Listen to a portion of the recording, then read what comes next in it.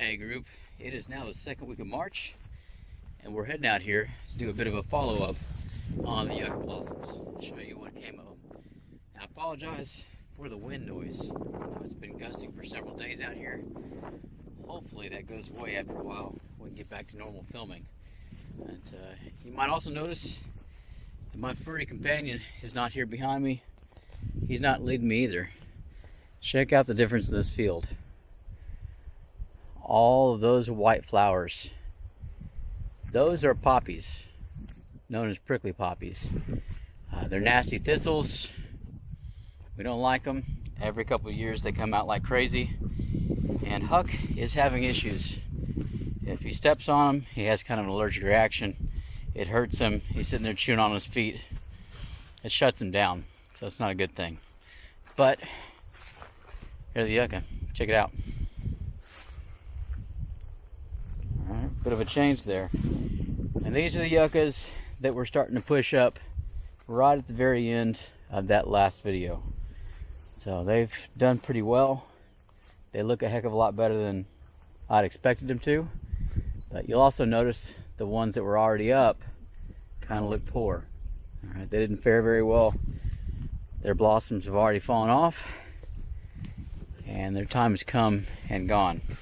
Now whether they make pods or not, we'll have to see in the next couple weeks. I'd mentioned in the last video that we hadn't gotten any bees. We've seen one. With all these flowers out here and everything jiving and the warm weather, we've seen one bee. And that's not good. I'm standing in the middle of a yucca forest, a thicket of them, with giant blooms everywhere. And it is quiet. There are no bees buzzing, flying around, doing anything, and that's an issue. So this is the first year that I've seen that happen. We'll keep on watching, and hopefully pods form, which means pollination has occurred, and everything works out. But we'll go ahead and show you some of the other stuff that we've been doing on the property. Let's go see it. Okay. This back here behind me is one of our most recent projects. This is our new yucca stand. Check it out. Dotted all the way up through this clearing are yuccas, and they don't look all that great. Pretty poor looking. Some of them have extremely long leaves, which is not just a genetics issue, it's where they were growing. Take a look at how long those are. That's abnormal. It's pretty amazing. Now these yuccas were pulled out by a backhoe. Every few years we have a backhoe come in and kind of widen out some of our roads. We're always fighting up against the growth out here. I have so much moisture that the plants do really well. So while that was occurring, went ahead and had some of the yuccas pulled up, and these were part of a kind of a colony that was trying to make it underneath some heavy tree canopy. And as you can probably tell, they weren't doing very well. So like this yucca right here, that's a 3-year-old yucca. It ought to be 4 or 5 times larger than that. So they weren't doing well, they weren't thriving. We went ahead and pulled them up with the backhoe, and we're going to go ahead and give them a new lease on life out here, and hopefully get another stand established, get it nice and strong, and have more resources. So this is the idea. You find out what the plant likes, you get more and more isolated colonies out there so that you can make the best of them. Now undoubtedly a few of you saw some bones out there in the background, and you're wondering what that's all about. This is the final resting place of an old horse, a mare named Lady A. She died out here of natural causes. Horses get old, but this is where she remains, out here in the forest along with the wildflowers and the trees. So not a bad place overall. Anyway, let's go see some agave. Now first I want to go ahead and show you what the end product is. This is what we're after before we head over to see what I've torn up in order to propagate more of these. So this is a full-grown agave in all its glory. Check it out. I'm not sure if y'all can really tell just how massive this plant is. This is the agave, also known as the century plant. There's my hand up against it. This one's about 7 years old, which means it's got a year, maybe 2, before it blooms out and dies.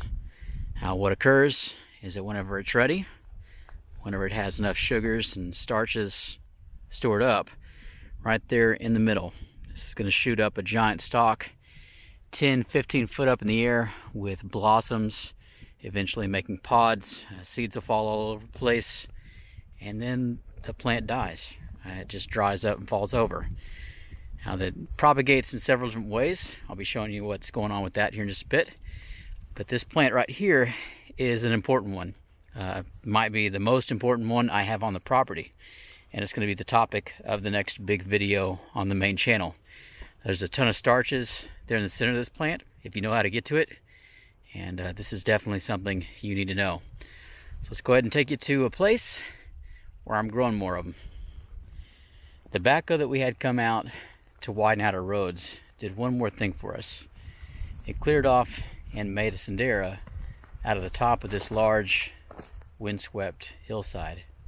There's a lot of gravel up here. You'll probably notice that a lot of the trees are stunted, and that's because it's really exposed up here on this area. Now, where the trees and shrubs don't do very well, the succulents are thriving, and that's the idea for this area. You check out, we've grown 3 or 4 dozen agaves out here. They've been here for close to 3 years now on their own, and they've been thriving in this area. So over the course of the next 3 or 4 months, we plan on coming out here and on contour building swales and propagating these agave to the point that we have 300, 400, 500 of them. This is a huge portion of what we're going to be doing to make sure that we're prepared when it comes to survival foods, just in case. It doesn't take much to get these things going, and it's not really costing us any money per se once they are established. People really don't look at these things and think food either. So you might be wondering, how are we growing these? From seed? Are we buying all these things up?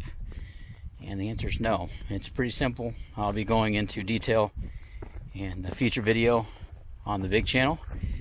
But agaves typically grow or propagate in 2 different ways. One is through seeds, which we talked about with the stalk coming up. The other is from budding and cloning. And what that means is that if you want to get into the agave business, if you want to start growing them on your own property, you don't have to go out there and waste a lot of money. Just find you an established plant. All right, one that's about 3, 4, 5 years old, and check up underneath the leaves. Now, as you look, you're going to start finding small babies. We call these pups. Just reach down the ground, pull them out, they'll snap off, and you can plant those things as fast as they come out. Every 3 to 4 years on each one of these plants, we get about 5 or 6 buds come off of them. And very quickly, if you do the math on that, it means this whole field, once the swales are in, will be full of agave. So whether you're doing it for the starches, whether you're making any kind of cordage out of the leaves, or you're wanting to make your own tequila, it's not a bad deal. Growing agave is going to be a huge portion of what we do out here. So it may look messy, getting a little bit of love, a little bit of rain out here, and this will be an extremely productive area. Wind's blowing, sun's going down. I think that's our cue, guys. So we're going to go ahead and head back in. Hope you all enjoyed this. Tell us what you think about it. And ask us some questions. We'll show you what we can. But as always, till next time.